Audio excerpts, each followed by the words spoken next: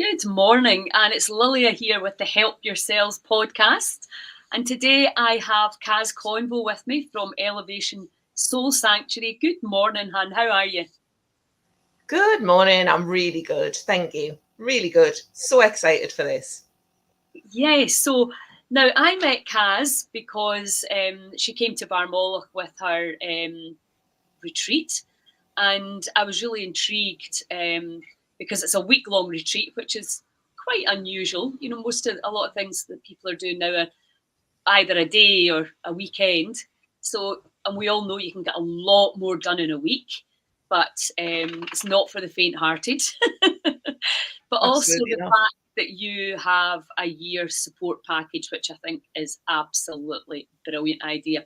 Because like with the goddess gatherings, you generate all this energy, and then with the best will in the world, people go home, and life can revert a little bit back to the humdrum. So, first of all, tell us, because your website's absolutely beautiful, and you've got one of my heroes on there, Bruce Lipton. Can you tell us a little bit about how it came about? Yeah, so I've been doing this work for a while, and then I started hosting retreats. And as you're saying, I'd go and everyone would have a great time. And I've tried different formats. So I tried them where there was different workshops to come in, retreats with a specific focus of overcoming yourself, and people would go and feel really inspired. And because you feel it's like when I came to that goddess gathering at Edinburgh, it was fantastic. You've got that energy of the people that you want to be around. You've got people who are being real there, I think is the key. They're not afraid to, I mean, they might be afraid, but they show up anyway, and they'll share all of the gritty stuff, the stuff that in real life you're trying to avoid and resist. And so you get there and you've got this great energy going, and people feel inspired and motivated to make changes in their life. And they get all of these realizations, and they quiet down all of that noise from the outside world. And they just get some clarity on what's not working in their life and where they'd like to be instead. But as you say, they'd get home, and it would be within a few weeks, when's the next retreat, Kaz? Because like this, I need that feeling again. I need to be in that space. So then it was playing with the ideas of like, well, how do we cultivate that? So hosting, like soul circles, women's circles, things like that, to try and keep that going. And then I went to a couple of Dr. Joe retreats myself, Dr. Joe Dispenza. And I realized that that was the key, was having that extra bit of time, because when you're doing the weekend retreats, you'd go on a Friday, everyone's just nervous and they've been traveling and they're just settling in.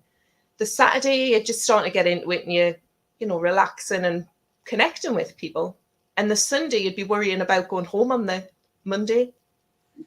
So by having that week, and by going pretty, I want to say hard, but it's not that it's hard.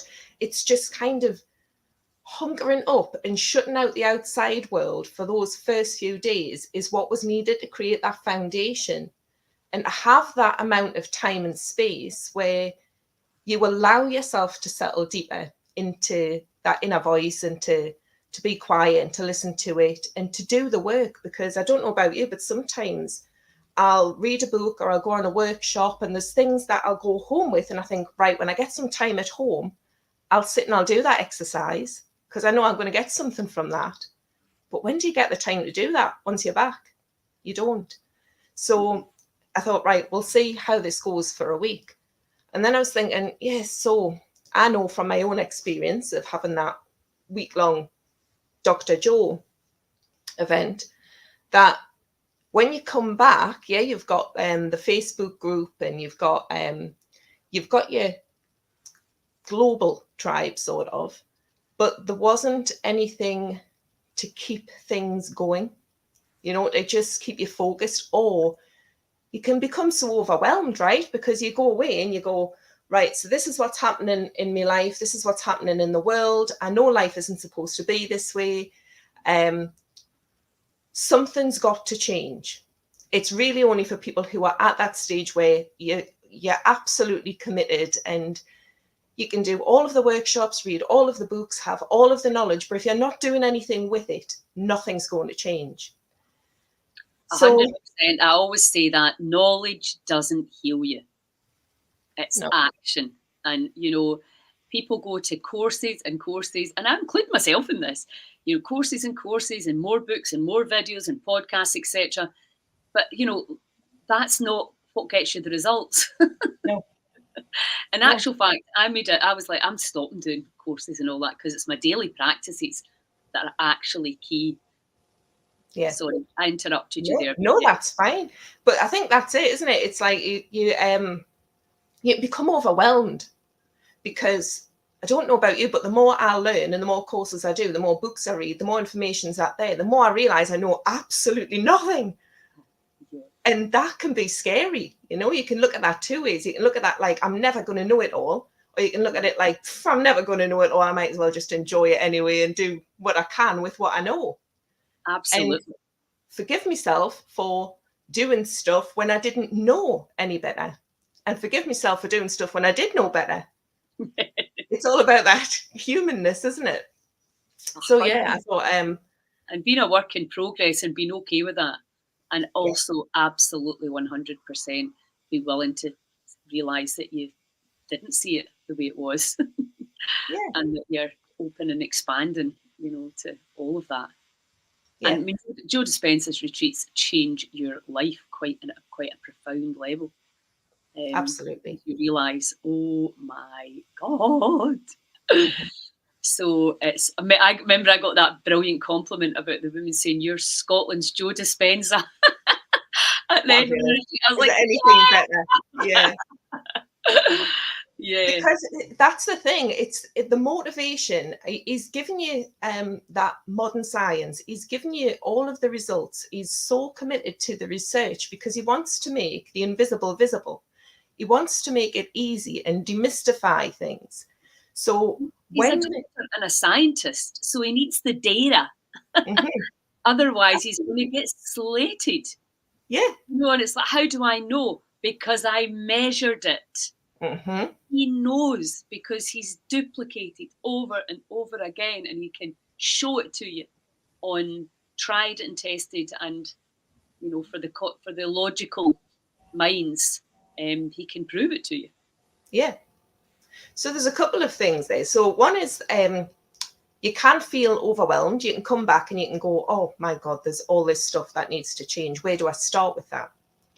So I thought, right, if I have this sanctuary, this week of being together and just getting fully immersed in figuring out all of those spells that we've been under, all of the shite that's there, that's not who we are in truth. You can have all of that awareness, but then where do you start? So it's also about, I work with modern Ayurveda, so it's also about living seasonally. So going with the flow, finding your flow, and just making life work for you by taking action to kind of return to our nature, our natural state of being. So what we have then is a year-long support, so that every month we'll have a meet online and we just have one focus, so it doesn't become so overwhelming. So that you can kind of say, well, this is the slant that I'm having on this month, or this is what I'm going to think about for this month, rather than kind of everything's out there.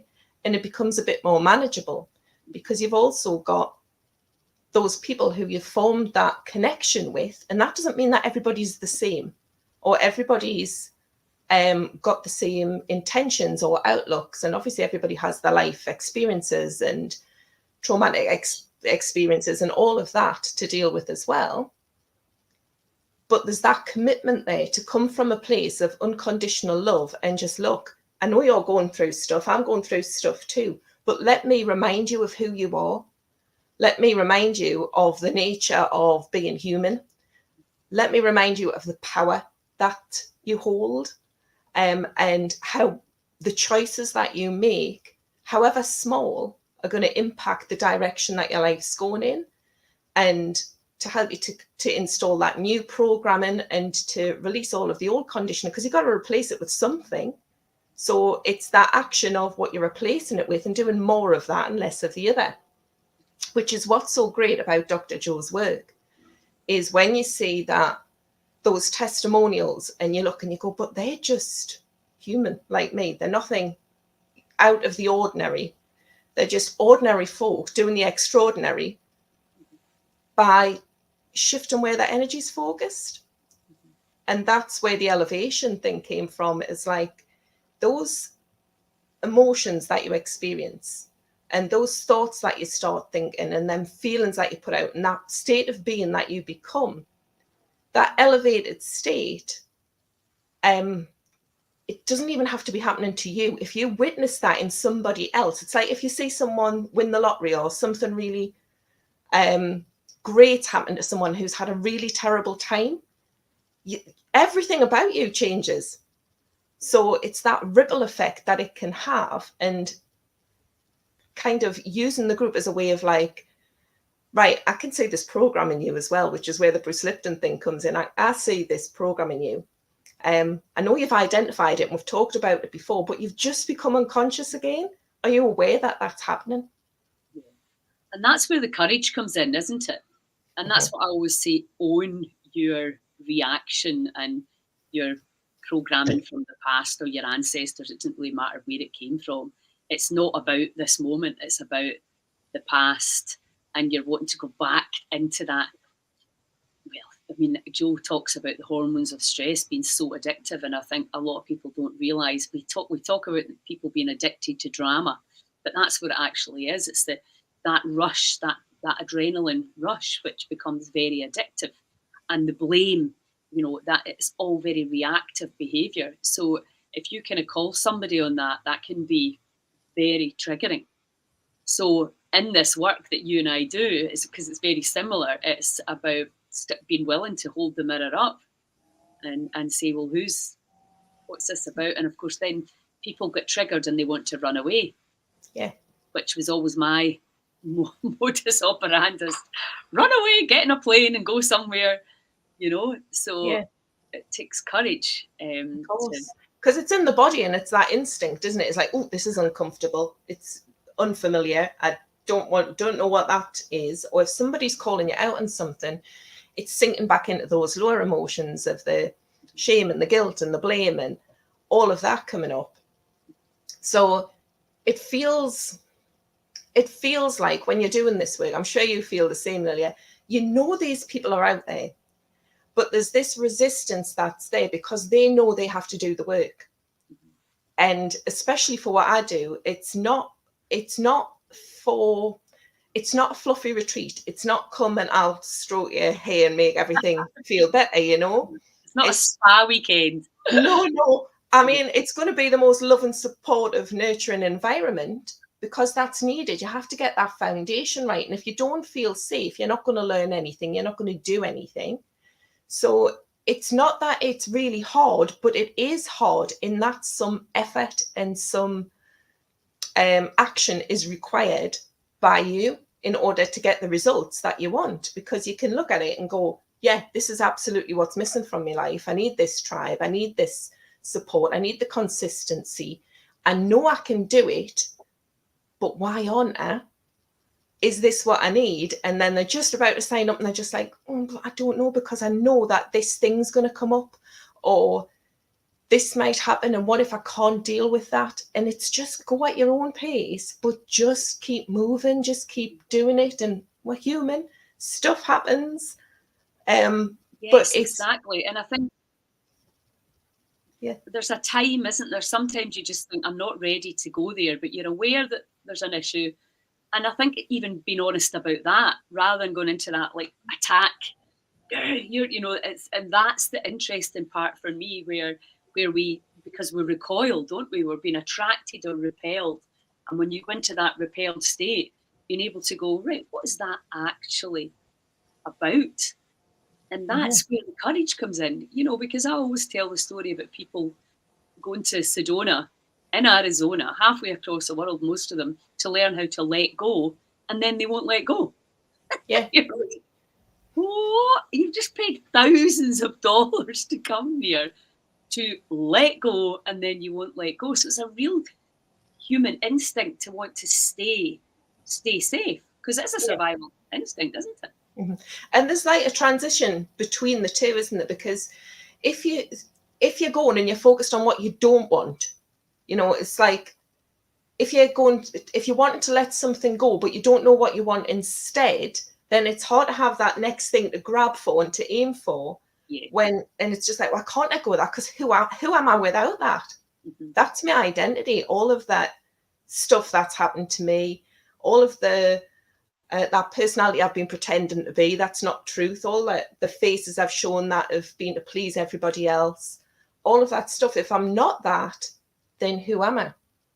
And I think that's what the week long gives people, that opportunity to just show up as themselves and to really settle into stuff. I know last year I had someone who was like halfway through and she came up and she said, Kaz, I'm really struggling.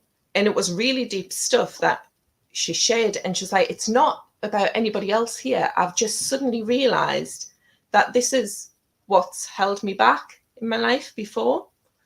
And she's like, and I've just got this overwhelming, like, I think you would call it self-love, you know, just this compassion for yourself. And like, that's what I was dealing with. But you don't even know because you're in it, you know, and sometimes it takes you to see somebody else or something else happening in a safe space where you can be that observer to then go, right, I'm outside now. I can see what that is. And you're not in the program, you're outside looking at it going, this needs to change. Yeah, well, and I think as well, when you're working in a group, even if you don't have the courage or the need to speak out, every other person who speaks, there'll be a part of that you will have experienced emotionally, if not the actual, even if the story's a bit different. And I think, you know, like what the way Vida does with family constellations, when you're actually outside the story and you're watching it being played out, so powerful, where suddenly you're like, oh my God, it's not because I'm an idiot or I'm not worthy or I'm not lovable. It's like I'm playing out something in the system, and that's come from behind. And it wasn't their fault either, because it came from behind them. And so suddenly that kind of dissolution of that thread, you know, of pain, of the wound, it disappears, not just from behind you, but from the whole way down the line, the maternal paternal line, which is just so liberating. But again, you know, that takes courage, because at some level, it's a bit like the 12-step program, which I think everybody should do, where you just have to go, well, I'm powerless over this. You know, a big issue that I see with people is sugar addiction. And that's a kind of covert, you know, it doesn't really matter, the same, alcohol, heroin, crack cocaine, or whatever it is you're doing. Even plant medicines, people get very addicted to them. And there's a lot of judgment around that. But when it comes to food, you know, that can be equally as damaging for the body and the mind in terms of your emotional state. But we don't really talk about it. It's seen as okay. So it's, you know, there's all, and as is over shopping, gambling, addiction to, you know, codependency, etc. There's all these different things that we've all got into different extremes that are, but we're too busy judging. judge. Well, that one's okay, and that one's too big, and that one's too small, and it's all of that, the competing and the comparisons, and you know, and that can be very, very tricky, because the mind's like, well, you know, I don't do that, so I'm superior to you, and you know, that again is the separation, isn't it? Whereas if we all just understand, look, we're all a work in progress. Let's get everything out from under the carpet. All the things, the covert behaviours and underlying wants that we need, that we, you know, of our needs, that again are probably not even ours. You know, even the emotions we're feeling are often being transferred through the microbiota. So it's like, what even are we? What even is the body? And when you start to actually break all these concepts down, you're just like, whoa. And of course, that can be very difficult for the mind because the mind likes the solidity and the facts. And this is the way you are, and this is the way I am. And when we start to go, well, actually, let's just blur all these lines and dissolve all these labels and concepts, as you say, what is actually there. Yeah. So can you talk about any kind of techniques that you use? I mean, what's your kind of favourite go-tos for yourself? For me, I love Psyche. I love Yes. Psyche. So that's because I think when you start doing this work, a lot of the realizations that you get is about that subconscious stuff. Like you say that, you know, whether it's come from down your line or it's from experience, that's something that's happened to you. And realizing that that resistance and the things that are holding you back are happening at a deeper level. So you can say one thing and you can say, I'm gonna do this, I'm gonna change that. But if your body's hanging on and that subconscious is hanging on and going, no, that's not safe, you can't do that, you're not going to get very far. So I Mm-hmm. love working with Psyche. I use tapping quite a lot. Um, use Reiki and Sakim, just to get your energy flowing. Mm-hmm. Again, just recognizing what's coming up. But a lot of Dr. Joe's work as well. I love the science around it, and particularly the modern Ayurveda is what I tap into, because Uh-huh. that is a lot about just trusting where you are right now. You were saying before about the past, and it's about what's happening now. And you can do a lot of stuff to kind of release and let go of that stuff that's from the ancestral and how that's going to impact going forwards. But what I really work with in teaching Ayurveda is like, what's going on right now? What's the most important thing right now that I can change in this moment that's going to help us to move forward? Because that's going to change from time to time, whether it is on your nutrition or whether it's your mental state of being or your spiritual well-being. There's always a way that you can tune in with yourself, with your inner knowing, and think, right, what's going on for me? So thinking of the sugar thing that you were talking about, and I'm like, right, so what is that? Why am I needing sugar? It's the sweetness. Where am I craving sweetness in my life? How am I going to feel if I eat a Mars bar compared to how I'm going to feel if I go and ask someone if they'll hug us for 20 seconds or 30 seconds? Mm-hmm. Which one's going to work out best for me? Mm-hmm. And then I've then got that ability to just stop, take a breath, check in with myself, and to go, actually, that's going to serve me because it's got more connection that way. I don't actually need that. I'm just trying to self-soothe here in some way. My body's craving some sweetness. This is where I'm choosing to get it from. Mm-hmm. So, and I think, if you're because there's different levels of craving, isn't there? I remember talking to a girl who she was on steroids, so it's quite different, but it was quite a funny story where she knew there was an ice lolly in her, the one that she particularly wanted, in her sister's freezer 10 miles away. And she got up in the middle of the night and drove to her sister's house and had a key and broke into her house when she was sleeping to get the ice lolly. And you're like, because they talk about sugar being as addictive as heroin, and that's kind of, I think the whole brain thing, that's a big danger of fentanyl and OxyContin, is that there's a level of something going on in the body that's way, way past you just making a choice, which you consciously 100% understand is not good for you. And we all do that. We all self-sabotage.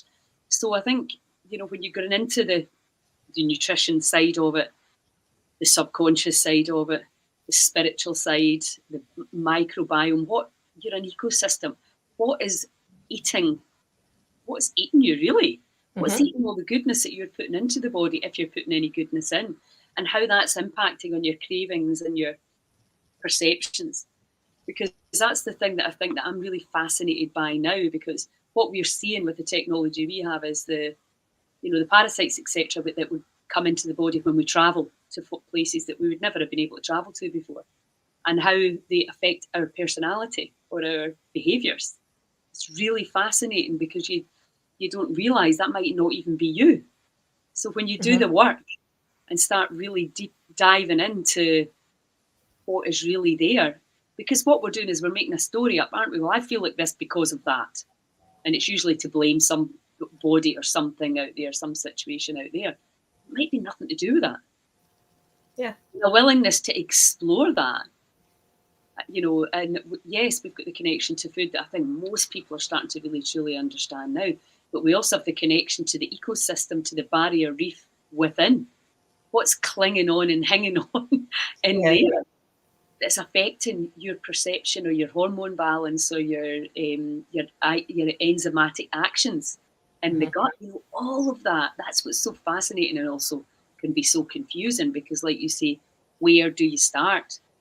Yeah. So with your retreat, and you've got a retreat starting a week today, if anybody would like to go on that last minute place, so you can help really sieve through a lot of that. Because I think that, the reality is I get people who come to me that have been diagnosed terminal and incurable.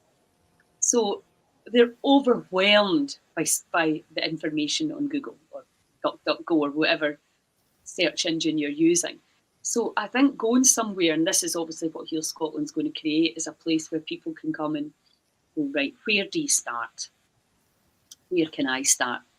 And, where is my power within this? And again, what is my intuition? Because the intelligence is all inside, isn't it? Yeah. And I think if nothing else, that's what you get when you join the Elevation Soul Sanctuary is a way, because there's so much out there, there's so much overwhelm, there's so much to learn, there's so much that we don't know. If you just cultivate your connection to yourself and to your intuition and to divine love and intelligence, whatever you want to call that higher energy, that does connect us all. If you just cultivate that on a daily basis, I think that's the key. So we spend some time setting our intention. So remembering that we are divine, remembering our power within, first of all, noticing what's playing in the background. It's like when you open up your laptop and there's all of these things come up, all of this stuff that automatically comes online, and you're not even aware of all the stuff in the background. Once you can get some awareness of that and just like, well, do I actually need that? Can I just remove that? Can I take that out? So being aware of what's going on in the background and then consciously setting who you want to be for the day. So the kind of 3 things that are there to connect and to create and to elevate every day. So that's about connecting to your heart, to truth, connecting to truth. Thinking about who you might want to connect with today or what you might want to connect with today, how you're going to connect with nature today. What is it that you're choosing for today? So you're being an active participant in your life rather than just getting, same thing again today. You're actively doing something about it. And then your creation time. So what is it that you're wanting to create in your life? How can you take a step to get a little bit closer to that? And also there's something in there about how you can elevate. So how you can do something for other people. How can you be of service today? How can you share this elevated state? Like, what is it that you can do? Just the tiniest little thing. Send someone a message that you haven't heard from for a while. Buy someone a cuppa behind you when you're in the queue. Whatever it is, what is it that you can do? And then we review at the end of the day, just right, where did I fall from grace? What could I do differently tomorrow? Sometimes there's nothing because you've had a really good day, but sometimes you can go, actually, I was a little bit sharp with that person. And next time I might just take a bit of a breath in, because you do start to realize the more that you do this, that it's not everybody else, it's you. It's you and it's your reactions to stuff. So it's like, I can't change any of them. I'm not responsible for the entire world and all of humanity. And who is it? When the 3 fingers are pointing back to yourself. I love that. Yeah. I'd forgotten about it. It's so true. Who is choosing to believe your thoughts? It's always the same, isn't it? It's so interesting how we literally cannot see. Even when the mirror comes up, we want to blame, shame, complain. And then when you actually realise, I'm doing that again, you're like, all right, okay. And that's the beauty of having the year-long support, because sometimes you don't realise until afterwards. So, there's been cases, and me myself, where people have said, and then 3 months down the line, I go, when you said that, at the time I didn't really get it. And no matter how many times you said it or you said it in a different way, I wasn't really getting it. But now, for some reason, it's dropped and it's settled, and I'm Yes, just like, it oh, sinks. yeah, Yeah, absolutely. I had definitely had profound shifts from that last goddess gathering. I just, well, if I'm using the word profound, just suddenly I saw something completely differently, and I realised that I'd been judging rather than being empathetic and supporting. And I think anything that's chronic, that's going on for a long time, it can be, you know, difficult, especially when it's like protocols, what are you doing to help yourself? Um, you know, a lot of people simply cannot do any protocols right now. They're in such a bad state of health and vitality. And, yeah, so then trying to pressurize them into doing the things that they absolutely cannot do, even if it's just, they can feel it off your energy. hmm, That you're judging them, thinking, well, you could be doing more to help yourself. And always my dad was a assistant head teacher, and he hated report cards. He said, "See, this could do better. Show me an adult that couldn't do better." hmm, And it always stuck in my head. It's just, and that's, I suppose, the energy that I'd been given. Somebody close to me was, well, you could be doing better, yeah, because, and then you're just like, well, no, maybe you couldn't have been. Maybe yeah, actually that was you at the end of your tether, and you're still here and you're still fighting, and that's incredible enough. And it's so, I hadn't realised I was still holding that. You could be doing better than that. hmm, It's just an energy that nobody needs right now. yeah. And it's not that you have to constantly be fierce and, in competition with other people. It's not about that at all. It's about the collaboration of it, isn't it? And that community. Because I know from when we came up to you at Balmollock, and um, at the start, I'll ask about anything that people are worried about or anything that's coming up for them. And one of the things was like, I'm worried that I haven't done as much as everybody else. Like, I don't feel like I've progressed enough. But you've moved at the pace, and from the outside looking in, all of the other 10 observers are looking, going, "What? Uh-huh. Can you see how far you've come?" Because it's gonna, I mean, as you spend 40 odd years being one way, and you're gonna try and reverse that. You can't expect that within a year. It's I gonna know. just click, I know. you know? But then you've got that community to say, you're being a bit hard on yourself here. And it's just, what can you do? It can be the tiniest little thing. And some days you're going to have days where you just surrender to it, and you have one of those days where it's just like, I just need to let myself feel this emotion now, because if you're constantly resisting it and pushing through, that's no good either. Yes. Yeah, it's all about that. It's just stop judging, stop competing. But and I think that's the other thing that was really clear at the goddess gatherings, was that how effortless it all was, Hmm. because we were all doing it together.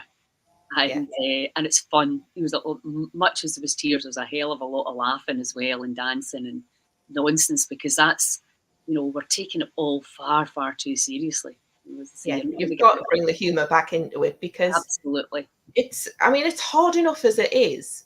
And there's two ways to look at it. You can look at it, like I said before, and go, this is just overwhelming. I'll just stay as I am, thank you. Or you can go, look what I've been doing all this time. And really to look at it from up here, and to look down on it and going, that's crazy. I don't know why I've been doing that. And to bring some ease back into it. It doesn't have to always be so hard, but I think the humor is a massive thing. If you can bring humor in and have that, cultivate the ability to laugh at yourself, Yes. and also to know that you're going to fail at some point. You're not always going to get it right. You're going to be human. You're going to make mistakes. Yeah. It's that humanness, but what I'm trying to get back to. So it's not all love and It's light. Yeah, it is the competing. It was interesting because my son's a football coach, and we were talking about how we could help them to improve, given sort of the time constraints, because they're young, they're young teenagers. Um, so it's that difference between striving to be to be better and better just for the sheer hell of it, but not competing. And so it's that power versus force, isn't it? It's always Yeah. about, can you just allow? Because I'm like that with the Heal Scotland place, whatever it's going to be. I have no charge around it at all because I know it will happen. I certainly have a strong inner feeling it's going to happen, and when, I don't know, and that's absolutely fine as well. So you can still hold the vision really clean and clear as you can, that I no longer judge and compare and bring people down ever, but you'll still dip into it, because that deprogramming takes commitment and consistency. And I really think you need other humans to call you on it, because when it's a subconscious behaviour, you don't even realise you're doing it. No. And all these little tricky, I remember my pal saying to me, "Oh, you're in pride," because I had said, I tell you exactly what I said about my friend. I would never have done that to her. And she went, "Ooh, you're in pride." And I was like, "Bitch." Right, damn it. Mm-hmm. So that may not sound like it's, but I would never have done that. I am so much superior to, you're like, oh my God, how close to not being an insult it is, but it's an insult, Mm-hmm. And it's poor me, you're like, wow, yeah. And again, I teach that stuff, but you still need to be very mindful. Absolutely. What is the agenda around your statements and your responses? Mm-hmm. And that's where the reactions, that's where we get caught with the reactions, because the reactions usually are coming from the victim perpetrator modality, the old story, which none of us really want to be living in anymore. Absolutely not. It's changing. Yes, and it already is. And I think, I noticed that last year with the Goddess gatherings. I think anybody that comes to something like that is already well on the journey of like, right, come on, I need to move out this suffering. Let's let a lot more light in. Let's get together and let's take action. So it's really liberating, and it's fun and it's effortless when you're in that kind of environment. And also brainstorming the testimonies we've had and the emails, and also it's kind of like going into a group of sisters and just saying, right, this is what we need. How are we going to do it? And suddenly you've got 50 people going, yeah, well, that's what we need. So you've got that energy of, rather than just you going, is there any chance we could co-create something? Mm-hmm. In your mind, you can put it out and then watch how that swirls. That's where the power is. Absolutely. The power just amplifies. So if you've got people on the same wavelength, it's going to get bigger, isn't it? And it's just that huge magnet. It's going to happen. I know for a fact it's going to happen. You're absolutely right. Your space is going to be there. And because you're coming at it from that motivation of it being for everybody and it being for good. And it's what you were talking about before, that extrinsic motivation where we be or do stuff or see things or present in a way for some external reward rather than doing things for what feels right in here. And I think when you bear witness to such profound healing and miracles, really, which you see when you do this work, then all you want to do is to share it and get it out to as many people and just like, yeah, because this feels great when you're in that flow and you're in that state and you're around those people. You're just like, I want for nothing. This is amazing. Absolutely. I know. Because it's Let's all give everybody this. Yeah, absolutely. Of course you want to share it. Mm-hmm. And that's what you're doing. So tell us just briefly before we finish, what does the support package look like? Is that a Zoom call? So you've got that full week away. And then when we come back, there's a course. So there's an online course which has that information in there. So to stop people getting overwhelmed, I do a kind of like, so in December, this is about connection, and you'll get ideas around that subject. So your focus word for that month would be connection. We'll do an online Zoom so everyone can catch up. We can talk about anything we're struggling with. We can help each other out. We do power of intention sessions.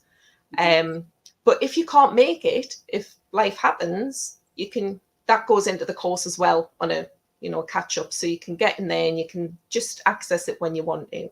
Sometimes people find that life happens and they haven't done a couple of months of anything in there, but that's fine too, because what they are doing is working on something that's valuable to them, that's been sparked by having that week away.